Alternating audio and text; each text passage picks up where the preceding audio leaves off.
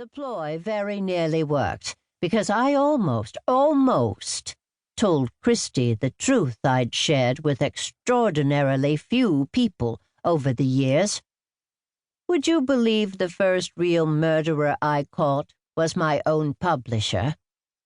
She looked up from her notepad. Really? I nodded. And the murder happened at a party in my honor.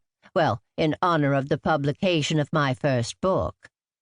That would be the corpse danced at midnight? It would indeed. It was a costume party with everyone coming dressed as famous characters, the brainchild of my publisher, Preston Giles. Then he was the murderer? Sadly, yes.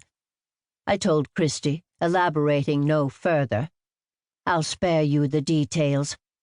I just happened to be in the right place at the right time, or the wrong place at the wrong time, depending on your perspective.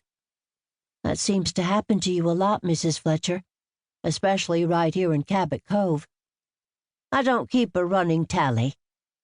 But your publisher, Preston Giles, he was the first? I sensed something in Christie's tone, an edge that hadn't been there a moment ago. It reminded me of my own voice when I was about to spring a trap on a man or woman I was convinced had committed murder. So I pulled back a bit, the physical space between us at a corner table in the back of Mara's luncheonette remaining the same, but the distance widening. For all intents and purposes, yes, I told her, splitting hairs. It's all right, Mrs. Fletcher. The Eagle is only a high school newspaper after all. Christy seemed hesitant, then pushed herself to continue. It's just that the research I did turned up a death where you used to live, where you were an English teacher. Substitute English teacher, I corrected her for the record. And the town was Appleton, Maine, maybe a half-hour drive from Cabot Cove. That's where I met my husband, Frank. And the murder that took place there? You called it a death before.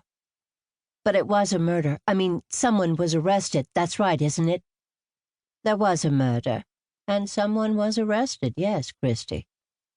Were you the one who caught him, Mrs. Fletcher? I reached across the table and patted her arm. Who said it was a him? I asked, smiling.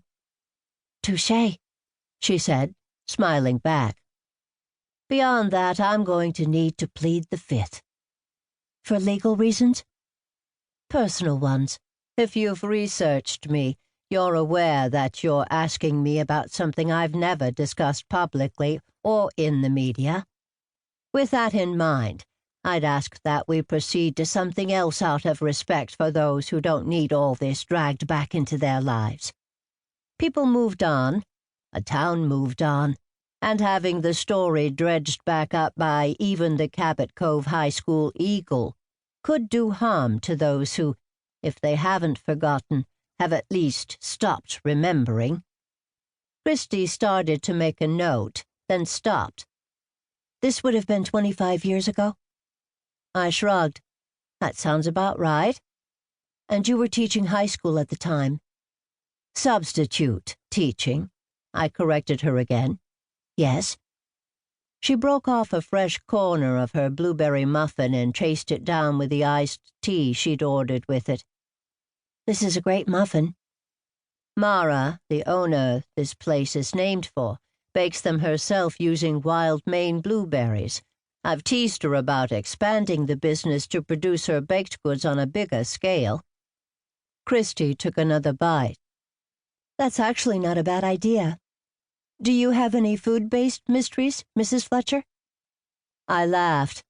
I leave the kitchen to other mystery writers, but I've done a few books where cooking plays a prominent role.